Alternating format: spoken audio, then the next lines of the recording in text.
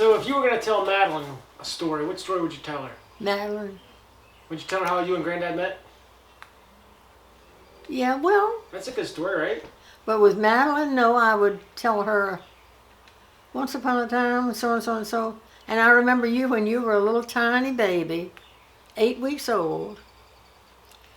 Your mother brought you to the family reunion that year. And of course, everybody wanted to see the baby and hold the baby. And she did not make a peep. She just let everybody hold her. Was I a good baby? Like a baby. So was I a good baby? And right. And everybody in the place held little Madeline. And she it didn't bother, 8 weeks old. It didn't bother her a bit being passed from one to the next. Yep. Where was the reunion that year? I think that was in North Carolina that year. I don't know if I was at that reunion or not. I don't think so. So how did you and Granddad meet? He actually came to the house. I was living with my sister, Where? Where did you live? Aunt Faye. No, what town was that? That wasn't Dundalk, was it? That was Baltimore. Baltimore. And somehow they had met. He was a pin setter in a bowling alley at that time. A what? Pin setter in a bowling alley. You don't know that? You mean they didn't have machines to set the pins for you? It wasn't automatic. Everything wasn't automatic then. So he would actually go and set the pins each time? Right. All right. I didn't know that. Uh-huh. Well, they did have pin setters. And so anyway, he came to the house, my sister's house, and I met him. And after that, he started making telephone calls. And he'd call and we'd talk and talk and talk. So anyway, later we got married. Yeah, I think he skipped some parts. Well, I think I knew him about an hour, a year and a half before we got married. So how much did a pin setter make back then? I have no idea. I don't imagine it was much. What was your first job? First job. Well, I was living in the country, grew up in the country. What part of the country? Like Virginia, right? Virginia. What was the nearest town? Suffolk. Was it? Suffolk. Okay. I was born in Portsmouth, which of course is near Norfolk. Then later the family moved to the country close to Suffolk. All English names. Everything around there was English. So you're talking like farm. Like, did you guys raise crops or what? Oh, dairy? yes. Or both? Farm, not dairy. Tobacco or? No tobacco, no. Our main crops were corn, cotton, and peanuts. Really? That was peanut country back in there. Okay. Wow. So, Yes. What did you do? I guess you worked on the farm or what? We worked on the farm. Of course, there were certain things we could do and certain things we couldn't do.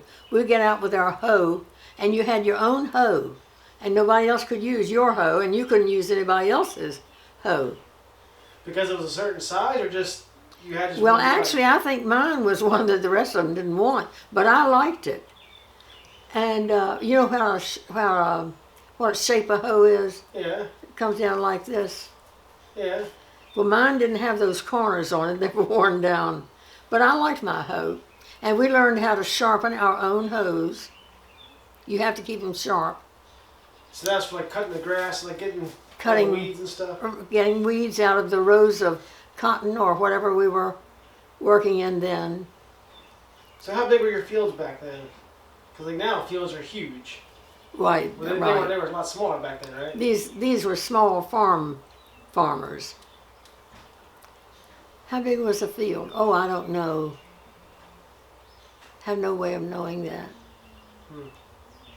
Probably less than 50 acres, right?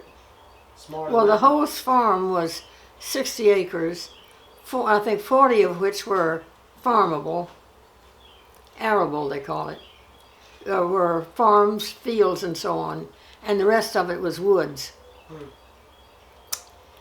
And we would hoe the rows of plants when they were big enough, get rid of the weeds. There were plenty of weeds to get rid of. That's probably a full-time job, I guess, wasn't it? And I always cut my toes because I was out barefoot. And my big toes were always cut with a hoe, a slit here and a slit there. So when I was around 12, I said, Mama, can I keep my shoes on when I work out in the field now? She said, well, of course. I guess I never had asked her before. So no more cut toes. Anyway, we did the farming. And my father and my brother William were the ones that did the plowing and all of that and the planting. And my brother Clyde was not living at the farm then. He had left home. But he was home quite frequently. He'd come home on weekends or whenever he came home. So he also worked on the farm. And that was it. We were farm people. And no, of course, no electricity, no running water. The only time the water was running was when we pumped it and ran. If we needed to, we'd run to the house with it. So would you guys take showers? I guess you'd have baths, not showers, right? Well, our bathtub was about this big around. So Saturday night, if you needed it or not, you got a bath. Well, we took baths whenever we needed them. But we had a tub, and the water was always heated on the stove. Pour it into the tub, and you get it to the right temperature, and you take a bath in that. So what was your first job? Oh, I was about, I guess, 16 or 17. My friend, and I decided to go to Suffolk to look for a job. Now, we were two greenhorns.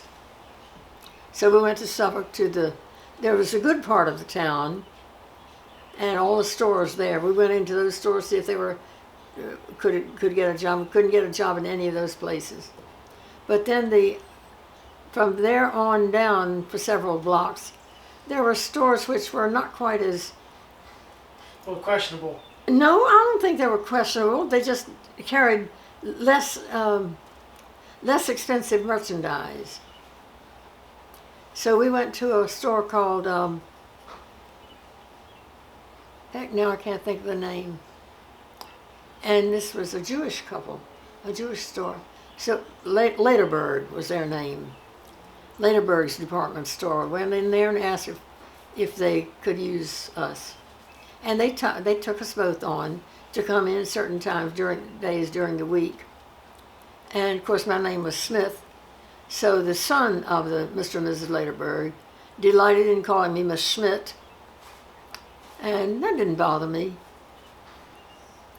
And when we sold something, we collected the money from the customer, but we had to give it to Mrs. Laterberg, who put it in the cash register and gave us the change and all. So I didn't trust you, huh?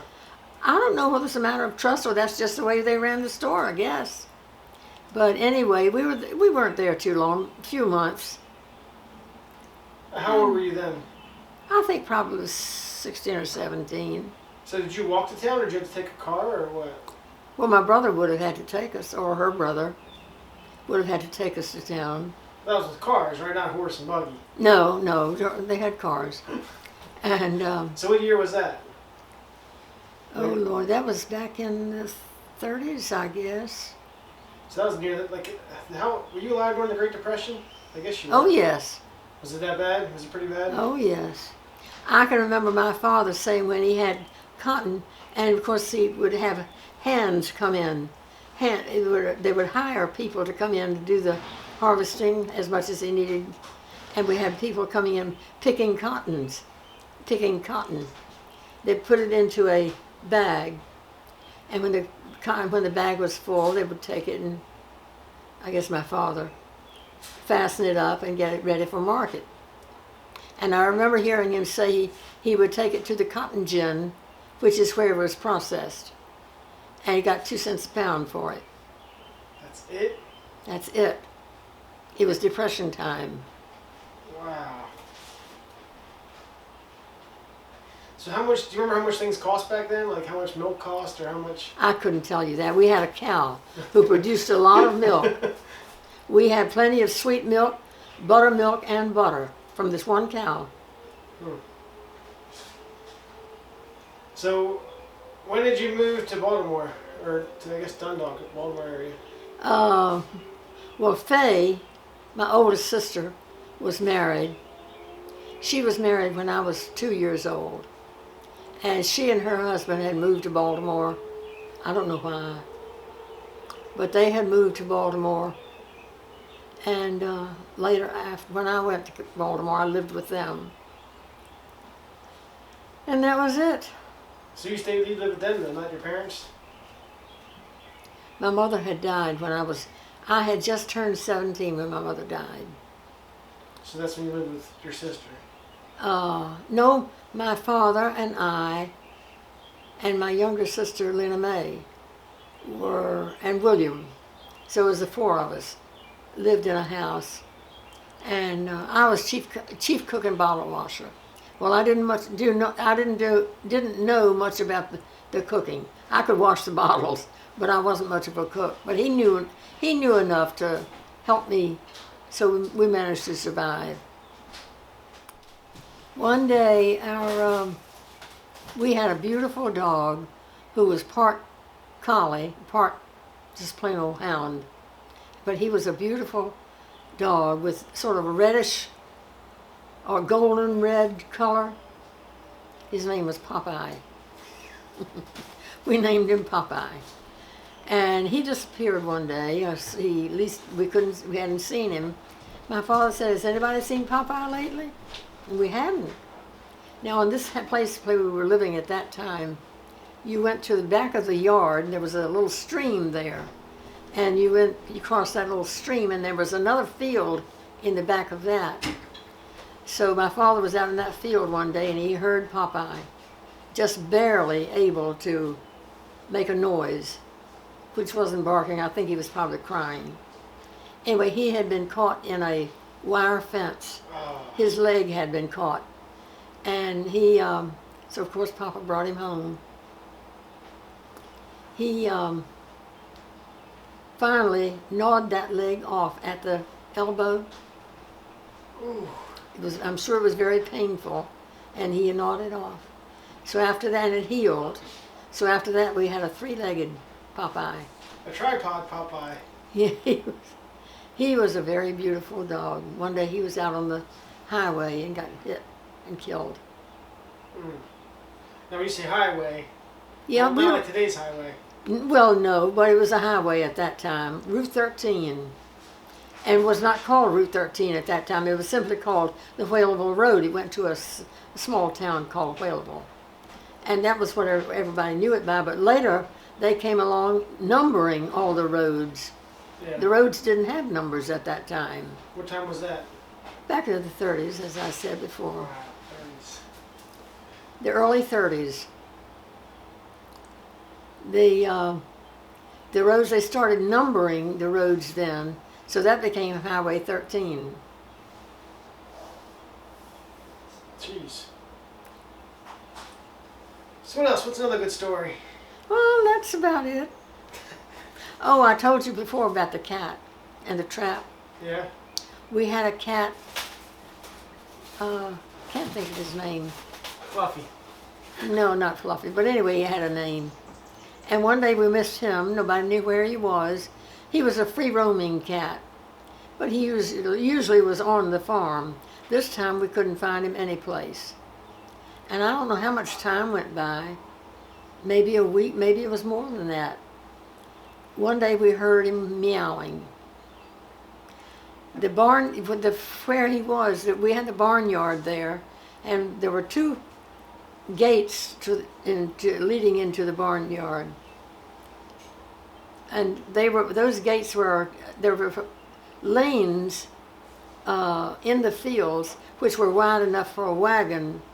So of course the gate was pretty wide. He got to that gate and he couldn't get any further. So we went out to see about him, what was wrong. He had gotten caught in a trap.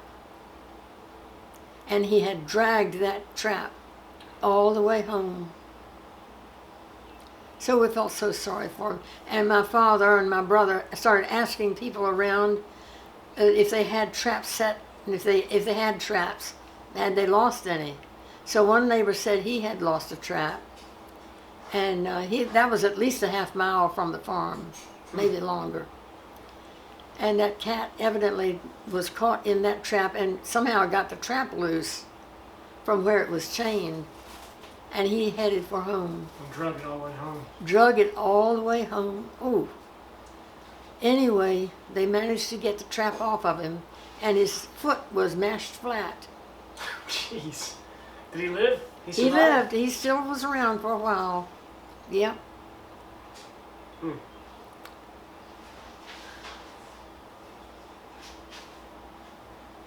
I was never a good cotton picker. Why not? I don't know, I just wasn't good at it. And of course I didn't have to go out and pick other people's cotton. But my father, they had to hire people, and they were called hands.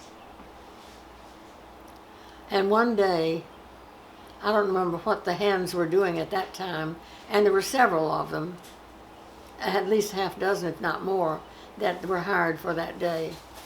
A big storm came up. So they had been called into the house, and they were in the kitchen, and my mother was in the kitchen cooking, well, I don't know what, cooking a dinner. And it was all this lightning and thundering. Oh, it was a huge storm. Heavy rain. We had 4 big trees in the front yard, 2 maple trees, maybe a third maple tree, but at least 2 real big ones. And over to the side there was a big oak in the front yard. And there was a wire clothesline attached to one of those trees, which was at the other end attached to the chicken coop. So we heard when the lightning struck that tree, we knew it had happened. It was a big bang. The lightning had struck that tree. And then we saw the lightning travel down that wire clothesline to the chicken coop. So what happened?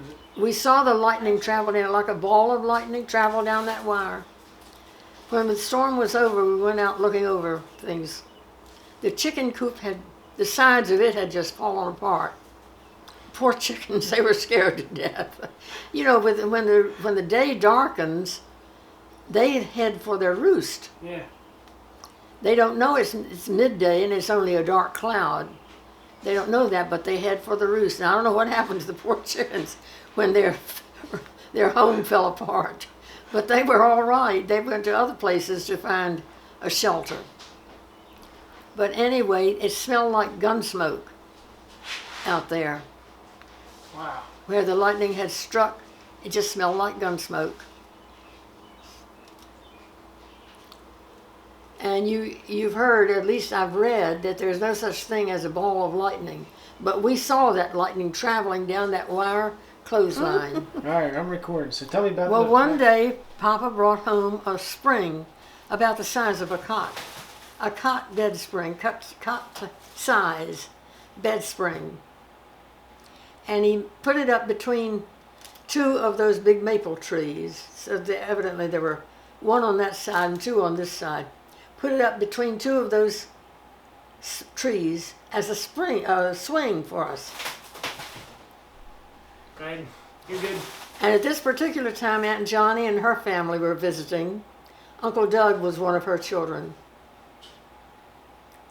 And so we were out on that, of course, with this bed spring with a good bit of covering on it, like blankets and things like that.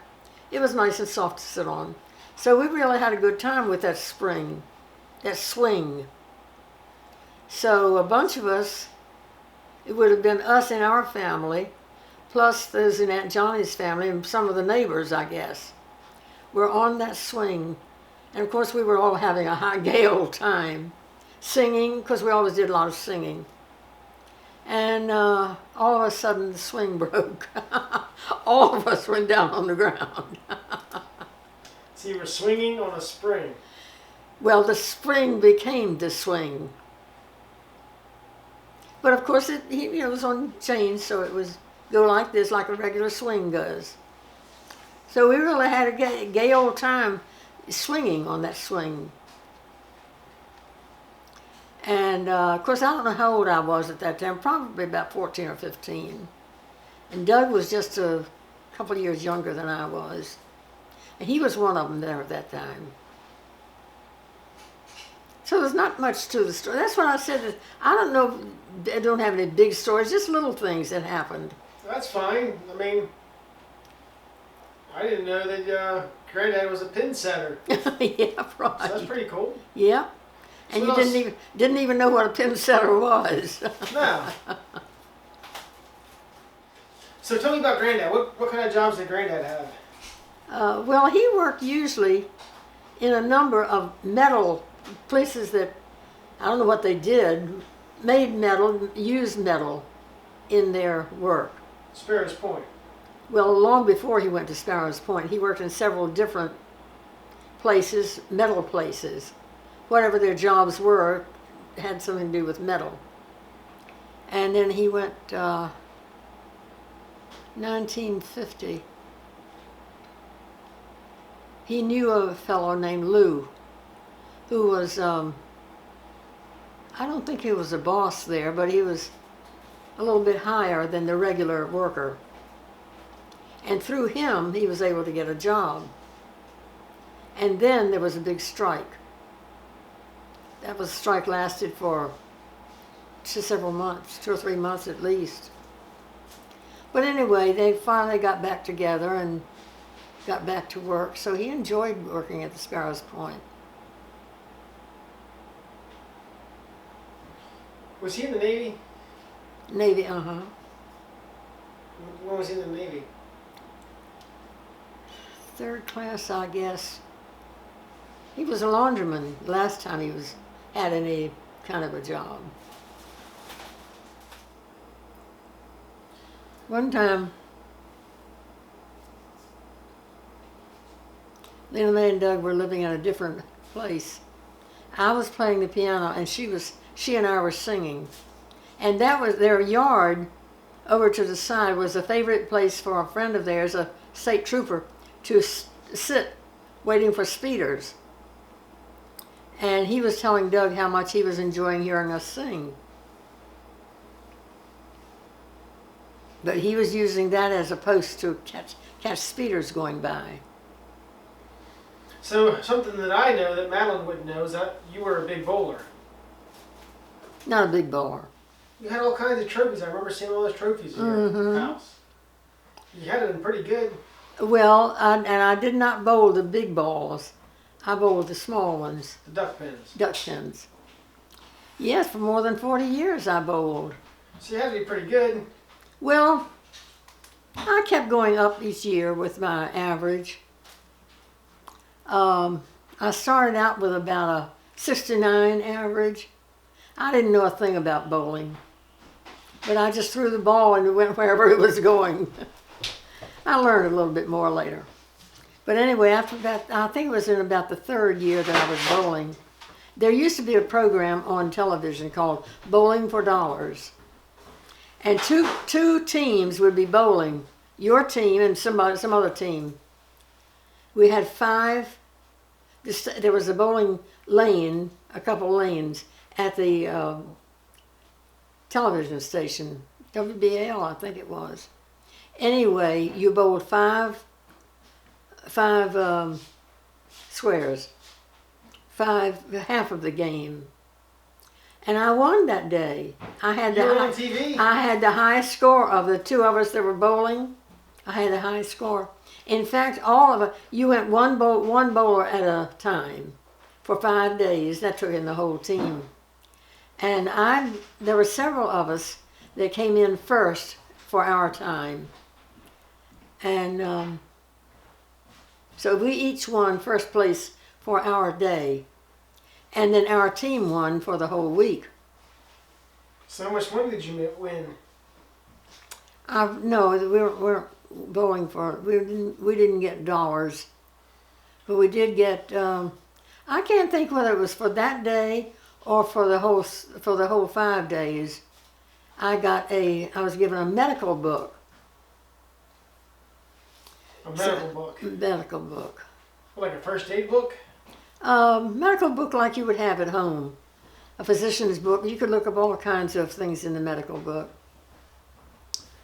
And each day, the winner won something, some small something. So they show you on the you were on the TV? Uh-huh. That's a pretty cool story. Yeah. I think that was about the second or third year that I bowled. And when I went in the third year, I think it was, for to see if I could find a team, because I was just by myself. And I asked, Ray Jones was our manager for the whole bowling alley. Asked her if anybody needed a bowler. And the one who was manager of the whole, not team, but the whole set of us. There were, how many teams did we have? 16 or 18 teams. And she was sort of the manager of all of us. And she said to Ray, she just thinks that she was the one that was on television, and we almost didn't take her because they were getting filled up. Well, anyway, I started bowling, and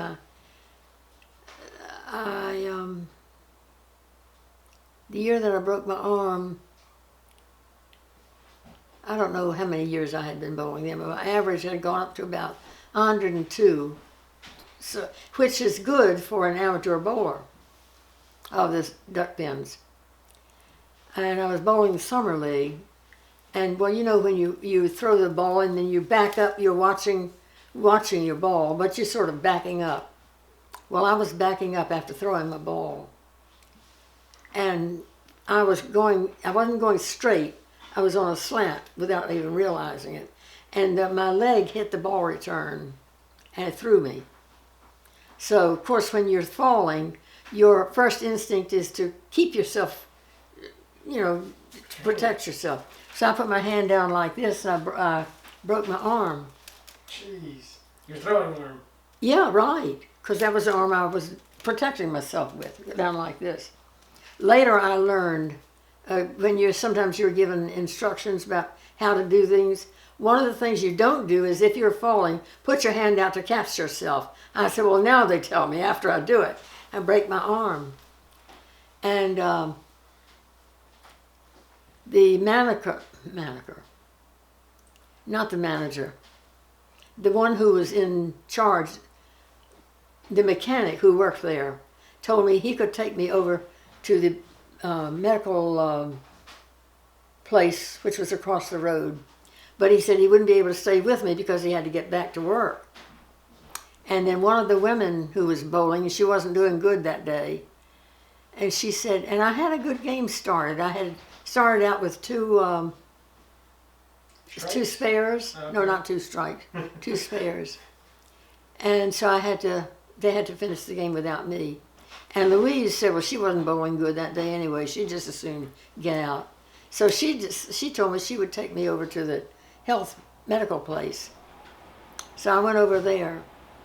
And actually, without my knowing it, my hand had become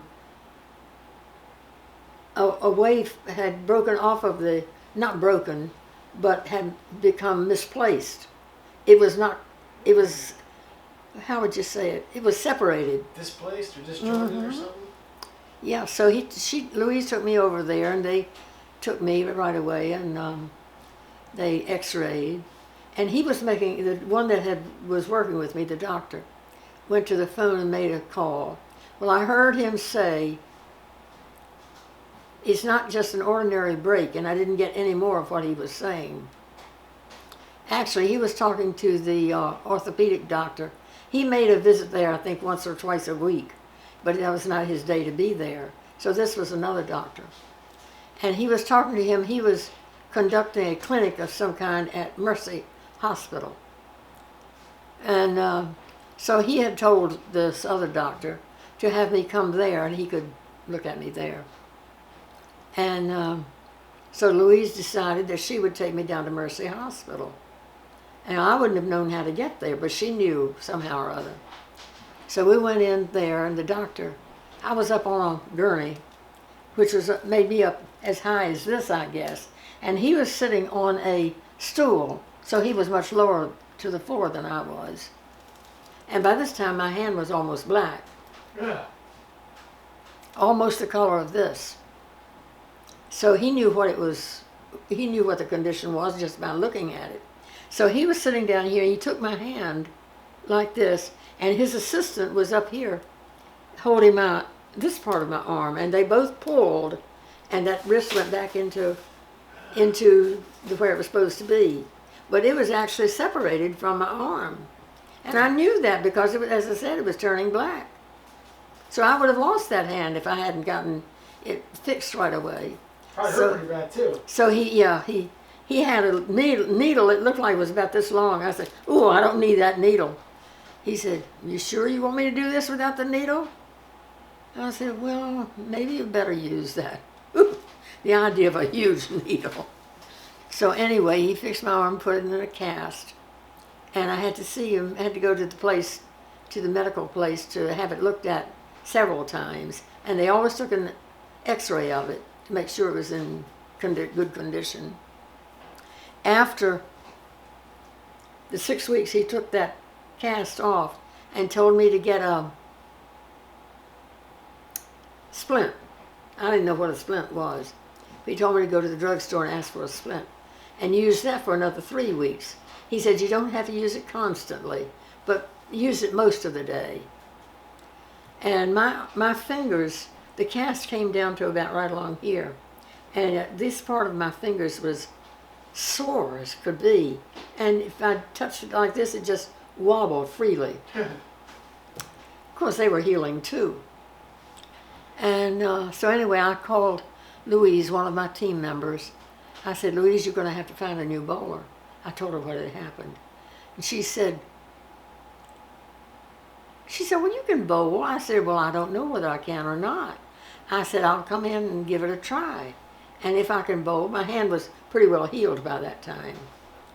I said, "If I can bowl, I will," but I said I might not be able to. I don't know. So I went in and I did bowl. And actually, so I kept on bowling. Actually, my average went up that year to about 114 or 15. Wow.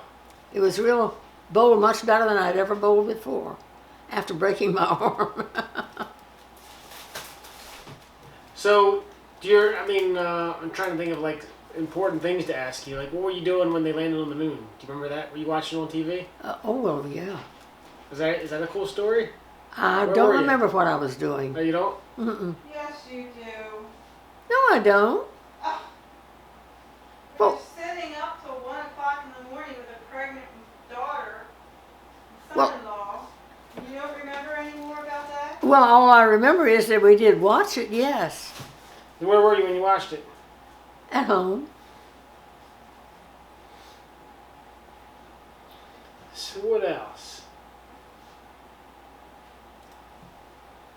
My mother-in-law was living in Louisiana, and she said that she would see a group. She went to a some kind of a group where the people got together and ate dinner and talked and so on. She said the people in her group didn't believe that this person was walking on the moon, Really? that they were just faking it. They never did believe it.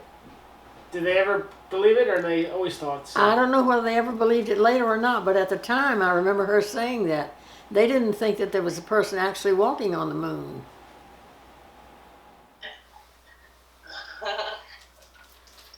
And about when you were a kid and then just growing up with the babies, like how you didn't have car seats, you used to wrap them in a blanket and tuck it in the Yeah. back of the seat. Yep. Stuff would like tuck- that. He would tuck the side of the blanket into behind the back seat and the back of the back of the seat. Tuck the blanket in there, put the baby on it, bring the other part of the blanket up over the baby, and tuck it in, and the baby was very secure. in the back seat. Hmm. That's what we did with all of them. And they turned out all right. Yep. You have to be 12 years old to sit in front seat. Uh-huh. And you have to sit in a car seat kind of thing until you're like, I don't know, 8 Right. or 9. Right. And something else that he did, well, of course we just had a regular car, a regular sedan, and he built he took a board and put hinges on that. I don't know just how he did it, but he got it so that he could fasten it to the front of the seat, the back seat, and leave it out flat like this, so that made the back seat that much bigger than it was ordinarily.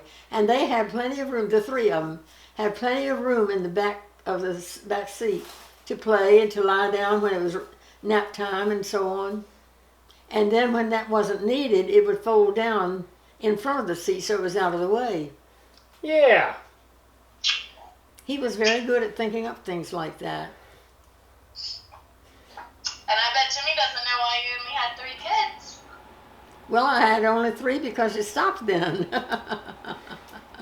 What stopped then? Having babies. Oh. Is that the story, Jen? No. There's another story? Granddad was sterile. He was? No. Didn't Granddad get sick? Oh, you're talking about when he had the mumps. Uh-huh. Charles was in the 1st grade then. He brought home the mumps. Yeah. And they all had the mumps. I knew I wouldn't have it because I definitely had it when I was grown. He thought he had it, but I don't think he had, because he got the mumps. And the doctor, I talked to the doctor one day. I said, I believe he's getting the mumps, and he insists on going to work.